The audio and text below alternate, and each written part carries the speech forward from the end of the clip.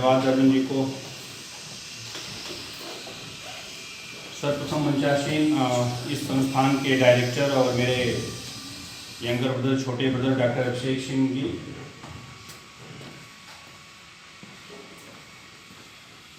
प्रवक्ता श्री आलोक कुमार राय जी और डॉक्टर नीरज पाठक जी। मैं यहाँ पर चीफ गेस्ट के रूप में नहीं बल्कि मैं अपने घर के ही सदस्य के रूप में आप लोगों के बीच में हूँ और मुझे जानकर ये बहुत खुशी हुई कि you all are in good hand. आप सभी लोग एक अच्छे नेतृत्व के साथ काम कर रहे हैं।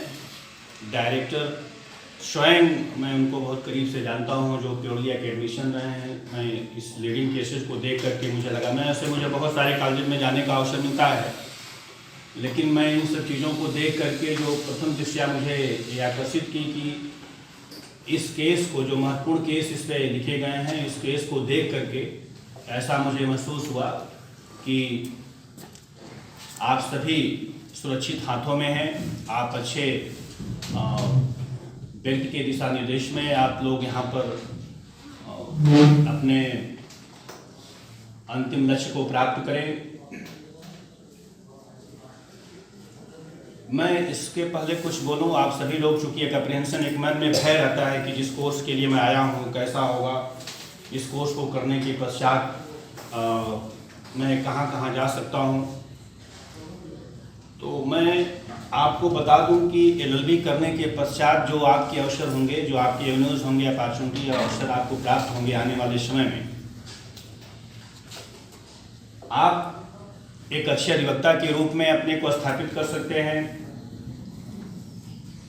न्यायाधीश के रूप में स्थापित हो सकते हैं। जितने भी यहाँ पे लोग बैठे हुए हैं, इसमें से किसी की मैं ज्योतिषाचार्य तो हूँ नहीं, भविष्यवाणी को नहीं, लेकिन मुझे पूरा विश्वास है कि इसमें से बहुत से लोग, आप में से ही बहुत से लोग एक अच्छे अधिवक्ता के रूप में अपने आप को स्थापित करेंगे, न्यायाधीश के रूप में अपने आप को स्थापित करेंगे। सहायक अभियोजन अधिकारी एक पोस्ट होती है, इसको जब थोड़ा सा और भी इसमें आएंगे, कोर्स में आएंगे, तो आप जान पाएंगे कि अभियोजन के लिए भी आवश्यकता होती है। लॉ ग्रेजुएट ही होता है, अभियोजन अधिकारी भी आप बन सकते हैं। जितने भी रजिस्ट्री का काम होता है, जिले स्तर पर रजिस्ट्रार जो होता है वह भी लॉ ग्रेजुएट होता है। उसके लिए एक आवश्यक क्वालिफिकेशन है लॉ ग्रेजुएट का होना। सिविल सेवाओं में भी आप जाना चाहेंगे तो उसके लिए प्रोविंशियल सिविल सर्विसेज है, पीसीएस है, आईएएस है, उसमें भी आप अपने आप को पदस्थापित कर सकते हैं। इस एलएलबी लॉ ग्रेजुएट होने के साथ साथ यदि आप पीजी में जाएंगे, आप एक शिक्षक के रूप में अपने आप को स्थापित कर सकते हैं। जो इन सभी तैयारियों से अगर प्रिपरेशन कर रहा है तो बहुत खराब यदि होगा तो भी मैं समझ रहा हूँ कि ये जितने गवर्नमेंट बैंक होते हैं, सरकारी बैंक में लॉ ऑफिसर की पोस्ट होती है, वहाँ पर अपने आप को पदस्थापित कर पाएंगे। लॉ ऑफिसर सभी बैंकों में लॉ ऑफिसर होता है, सीनियर लॉ ऑफिसर। और बैंक में लॉ ऑफिसर के लिए जितने भी सरकारी कंपनियाँ हैं, जितने भी आप देखते होंगे, gas authority of India limited है, स्टील अथॉरिटी इंडिया लिमिटेड, जितने भी ये पब्लिक सेक्टर की कंपनीज हैं, प्राइवेट कंपनीज हैं, सभी जगहों पे लॉ ऑफिसर की आवश्यकता होती है। कोई ऐसा क्षेत्र नहीं है जीवन का जहाँ पे लिटिगेशन ना हो, मुकदमेबाजी ना हो और वहाँ पर अधिवक्ता की आवश्यकता ना हो। तहसील स्तर से लेकर के सुप्रीम कोर्ट तक एडवोकेट, और किसी भी प्राइवेट कंपनी से लेकर के गवर्नमेंट कंपनी तक लॉ ऑफिसर की आवश्यकता। चुनना आपको है, तय आपको करना है कि हमको किस साइड जाना है। यह लॉ ग्रेजुएशन का, ये लॉ ग्रेजुएट हो जाना अपने आप में इससे बड़ी कोई डिग्री नहीं है इंडिया में। फिर आप एलएलएम करें, पीएचडी करें, और उसका एक अलग विशिष्ट स्पेशलाइज क्षेत्र हो जाता है कि आपकी टीचर ही बनना है। लेकिन लॉ ग्रेजुएट होने के पश्चात, इस डिग्री को लेने के पश्चात, आप तहसील जिले स्तर से लेकर के सुप्रीम कोर्ट तक अपने आप को, सुप्रीम कोर्ट में, उच्चतम न्यायालय में अपने आप को स्थापित कर सकते हैं, वहाँ खड़े हो सकते हैं। इस डिग्री का इस डिग्री की इतनी अहमियत है। सभी लोगों के मन में एक मस्तिष्क में भय होगा कि मैं इसको करूँ। मैंने बताया बिल्कुल स्पष्ट है कि आपको किस साइड बैठना है। इसके पहले आपने क्या किया, उसको भूल जाइए कि मैं, सभी लोग ग्रेजुएट होंगे, सभी लोगों ने ग्रेजुएशन किया होगा। अब ये अगला 3 साल हम इसको कैसे सार्थक सिद्ध करें। भय का अगर 1% भी मस्तिष्क में डाउट होगा, संदेह होगा कि नहीं अभी हम इसको भी कर लें, इसको भी कर लें, इस लाख ग्रेजुएट अगर हो जाएंगे और ईमानदारी के साथ इसको पढ़ेंगे तो मुझे पूरा विश्वास है कि जितनी भी बातें मैंने बताई, जहाँ जहाँ आप जा सकते हैं उन क्षेत्रों में अपने आप को स्थापित जरूर कर पाएंगे, अवश्य कर पाएंगे।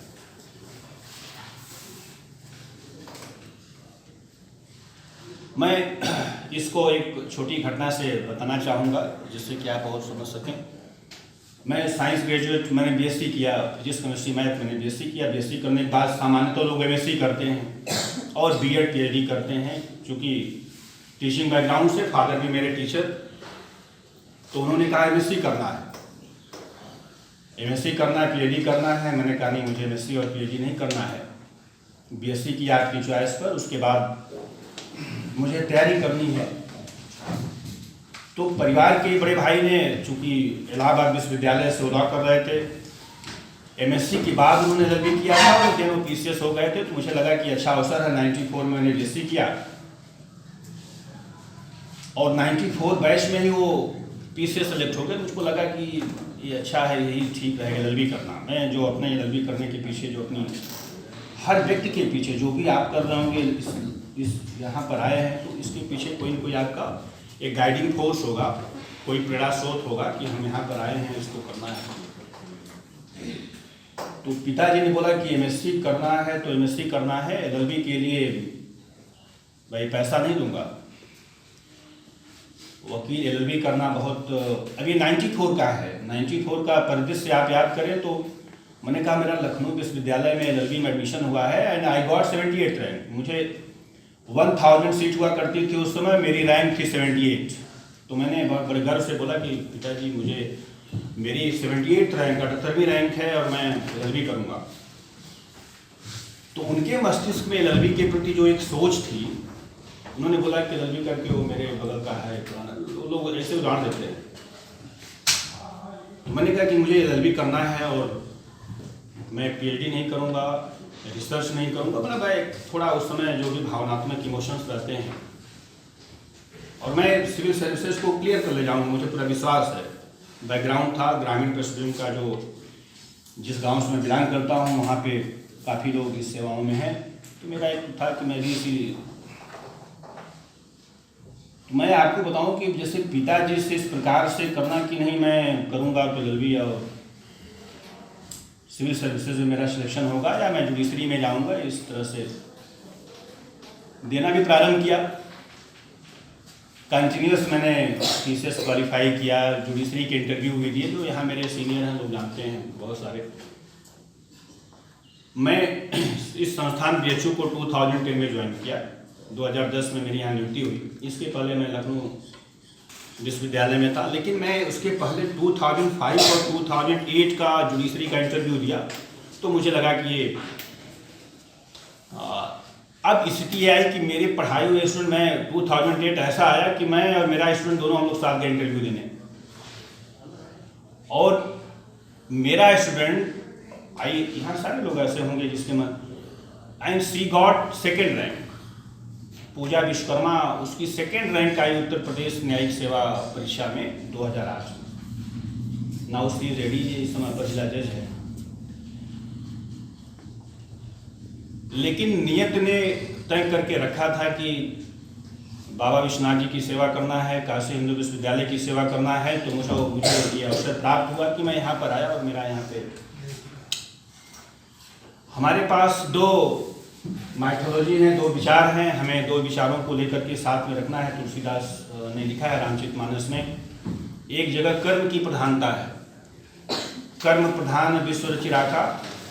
तो बीइंग साइंस ग्रेजुएट मैं भी कर्म विश्वास करता हूँ, कर्म करना चाहिए, सभी को कर्म करना चाहिए, 99% अपना दीजिए। दूसरी जगह लिखा हुआ होई है वही सो राम रचि राखा। वह जो 1% है, वह 1% आपको डेविएट करेगा 99% को। हो सकता है हम 99% करेंगे। परिश्रम आपको करना है, और बिना आपके पास इंटेलिजेंसिया भी होनी चाहिए, डिलीजेंट भी होना चाहिए, इंटेलिजेंस भी होना चाहिए। ये दोनों का जब संयोग होगा, इंटेलिजेंट प्लस डिलीजेंट, आपके पास इंटेलिजेंस भी हो और परिश्रम करने की क्षमता हो, इज इक्वल टू सक्सेस होगा। उसके दोनों का मिलन ही सफलता की ओर आपको ले जाएगा। मैं जो बताने का प्रयास कर रहा था कि डिसाइड आपको करना है कि हमको किस फील्ड में जाना है। हमको डिस्ट्रिक्ट लेवल का एडवोकेट बनना है या सुप्रीम कोर्ट का एडवोकेट बनना है, हमको न्यायाधीश बनना है, हमको सहायक अभियोजन अधिकारी बनना है, हमको लॉ ऑफिसर बनना है। डिसाइड आपको करना है।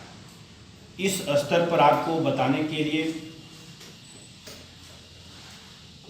सारे लोग ग्रेजुएट हैं, मैच्योर हैं, सभी लोग स्नातक कर चुके हैं। तो मुझे लग रहा है कि ये मेरी बातें आप सब तक पहुंचेंगी और सभी लोग इस बात को आत्मसात करेंगे। इसके अलावा ये तो हो गई सफलता। जिन जिन अवसर को प्राप्त करने का प्रयास करें, LLB करने के पश्चात आप इन सेवाओं में जा सकते हैं। दूसरी जो महत्वपूर्ण चीज़ ये है कि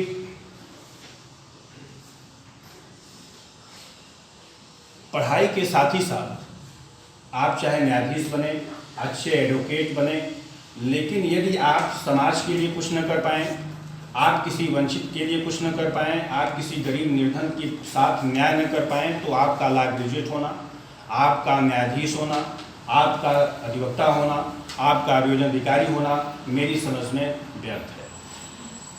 यदि जब कभी भी ऐसा अवसर प्राप्त हो कि हम अच्छे अधिवक्ता के रूप में अपने आप को स्थापित कर पाएँ, न्यायाधीश के रूप में अपने आप को स्थापित कर पाएँ, तो प्रयास हमेशा ये करना चाहिए कि हम किसी भी समाज के गरीब वर्ग के प्रति जो ज़रूरतमंद है, हम उसके प्रति न्याय कर पाएँ, हम उसको निःशुल्क विधिक सहायता प्रदान कर पाएँ। स्वयं यदि प्रशासन शासन से उसकी सहायता नहीं प्राप्त हो रही है तो हम प्रयास करें कि उसके साथ न्याय हो, उसके साथ जस्टिस हो।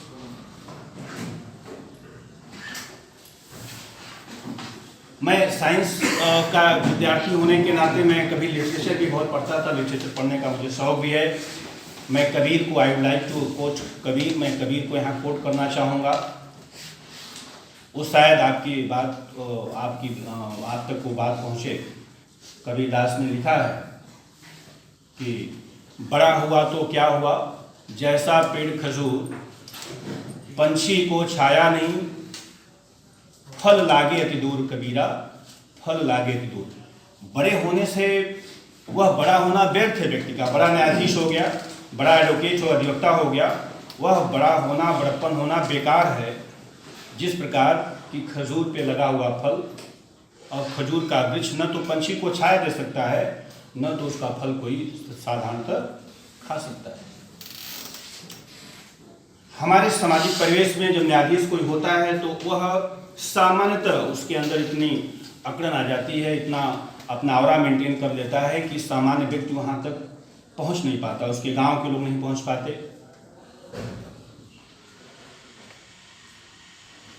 और जो निर्धन क्लाइंट है, गरीब क्लाइंट है, उसके प्रति न्याय करने की बात तो दूर सोचना, शायद बहुतायत ऐसा देखने को मिलता है। लेकिन दूसरी तरफ वहाँ पर ऐसे भी न्यायाधीश हैं, आप अखबार के माध्यम से पढ़ते होंगे, मीडिया के माध्यम से आप देखते होंगे, ऐसे भी न्यायाधीश हैं, अधिवक्ता हैं, जो अपने पैसे से गरीब व्यक्तियों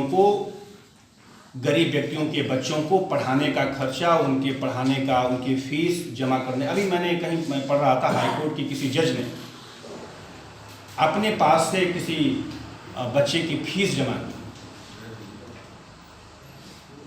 शायद वो भी शायद वो न्यायाधीश भी नहीं करते, बहुत से न्यायाधीशों जैसे।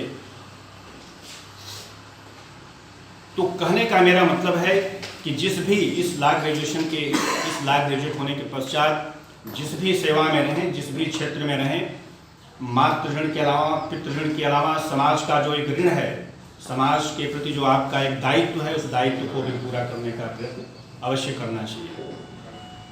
मैं इस विश्वविद्यालय, काशी हिंदू विश्वविद्यालय जब यहाँ पे ज्वाइन किया तो मैं कुछ ऐसे कमिटीज़ में, मैं ऐसी कुछ समितियों में सदस्य के रूप में रहा यहाँ पर प्रोग्राम चलता है अर्न व्हाइल लर्न।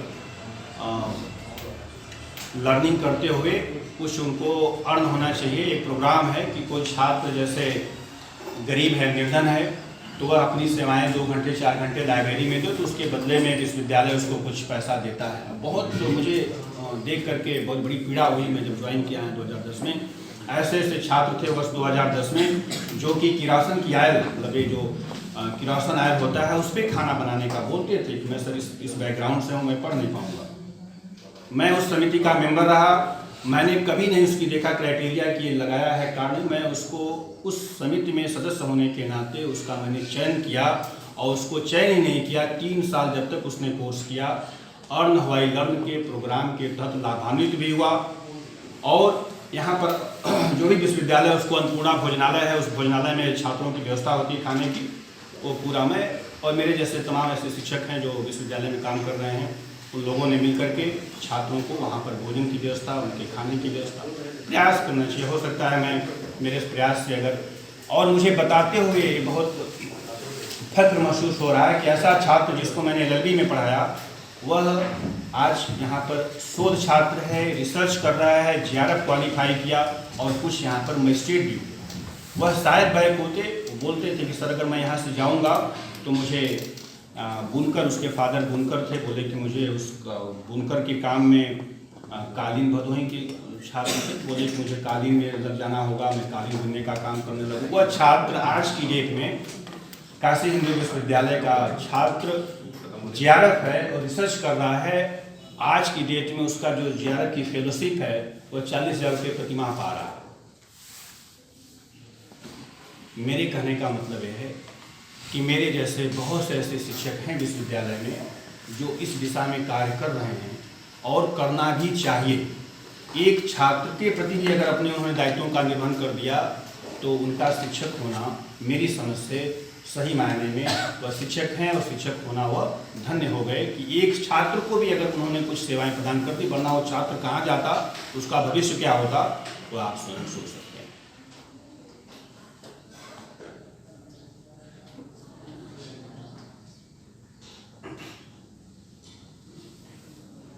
इस संस्था को ज्वाइन करने के पश्चात मस्तिष्क में एक प्रकार का संदेह न हो कि अब मुझे क्या करना है, 3 साल मैंने क्या किया, LLB करूँगा, मुझे सर्विस नहीं मिलेगी या मिलेगी, क्या होगा, कैसा होगा। मानव होने के नाते मस्तिष्क में भय होगा, संदेह होगा कि कैसा भविष्य होगा।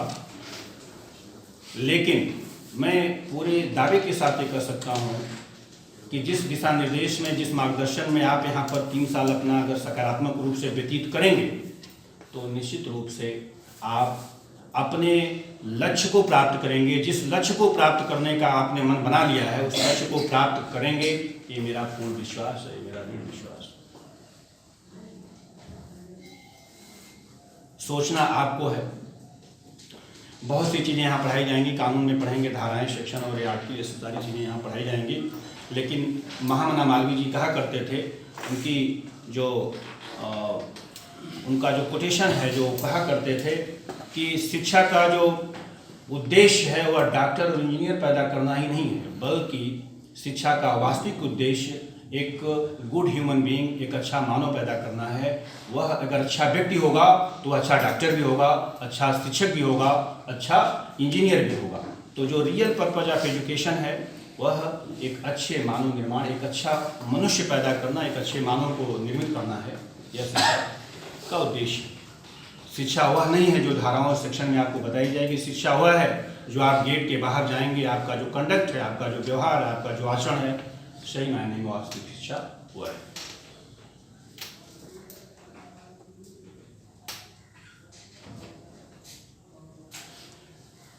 बहुत से ऐसे लोग होंगे जो इसमें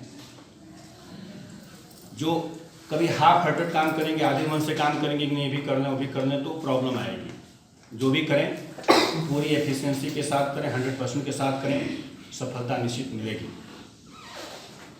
बहुत सी परिस्थितियाँ, विषम परिस्थितियाँ आएंगी। विषम परिस्थितियों के बाद भी आपको लगेगा कि नहीं अब तो छोड़ देना चाहिए। उसी समय कहावत है कि जब दीपक बुझने को होता है, जब बुझने को होता है तो उसकी जो लौ होती है वो बहुत तेज हो जाती है। वो इस बात का संकेत है कि आप जब निराश होने की स्थिति में हैं तो कुछ अच्छा होना है। और मैं समझता हूं कि मैं अपनी अंतिम बात जो है आप सभी के प्रोत्साहन, आप सभी के आत्मविश्वास को बढ़ाने के लिए मैं जरूर कहना चाहूँगा और प्रयास करता हूं कि प्रत्येक छात्र के मस्तिष्क में इतना आत्मविश्वास हो कि वह विषम परिस्थितियों का सामना कर सके। वह पथ क्या पथिक कुशलता क्या जिन राहों में बिखरे सूल न हो, वह पथ क्या पथिक कुशलता क्या जिन राहों में बिखरे सूल न हो, नाविक की धैर्य कुशलता क्या यदि धाराएं विपरीत न हो। नाविक की जो धैर्य कुशलता है वह जब धाराएं विपरीत होती हैं उसमें उसके पेशेंस की, उसके धैर्य की परीक्षा होती है।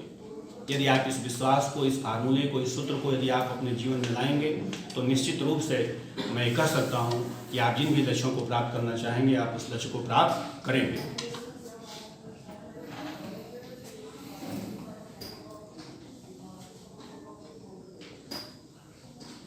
सभी लोगों के लिए try to get what you like, आप जो पसंद जो बनना चाहते हैं उसके लिए प्रयास करें।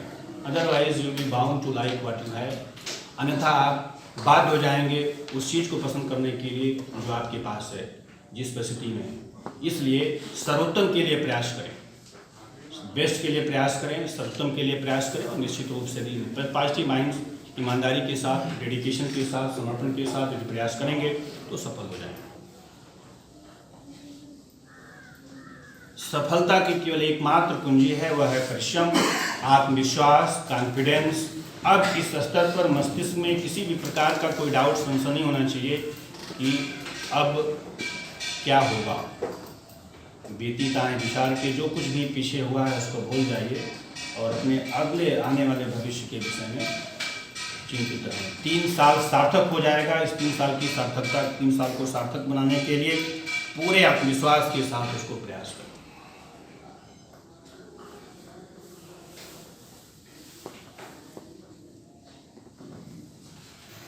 तो मैं समझता हूँ कि बहुत से मुझे ऐसे कई बार शाहजहाँपुर गया कॉलेज में, ऐसे कई तो मुझे लखनऊ जाने का अवसर प्राप्त हुआ। मैं जब देखता हूँ कि कोई एकेडमिशियन कॉलेज चला रहा होता है तो उसके सोच विचार, उसका जो वहाँ का एम्बियंस, वहाँ का वो एटमॉस्फेयर एक अलग होता है। और जो एक बिजनेस ग्रुप कोई कॉलेज चला रहा होता है उसका एक वातावरण ही अलग होता है।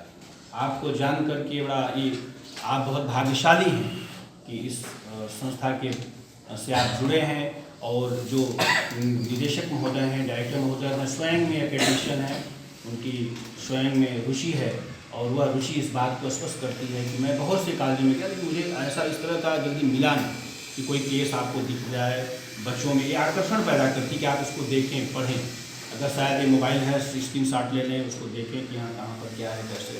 तो मैं समझता हूँ कि इसमें बहुत सारे आपको ऐसे जो केसेस मैं देख रहा हूँ कि जो भी प्रारंभिक परीक्षाएं हैं, जो लिखित परीक्षाएं होती हैं, प्रतियोगी परीक्षाओं में बहुत मददगार होंगी, बहुत मदद करेंगी, हेल्पफुल होंगी आपके लिए।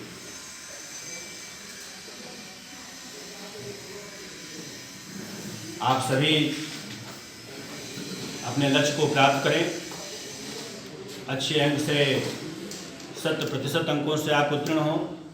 इन्हीं शुभेच्छाओं के साथ, इन्हीं मंगल कामनाओं के साथ मैं अपनी बात को विराम देता हूं और आशा करता हूं कि आने वाला 3 वर्ष जो है आपके लिए सार्थक होगा।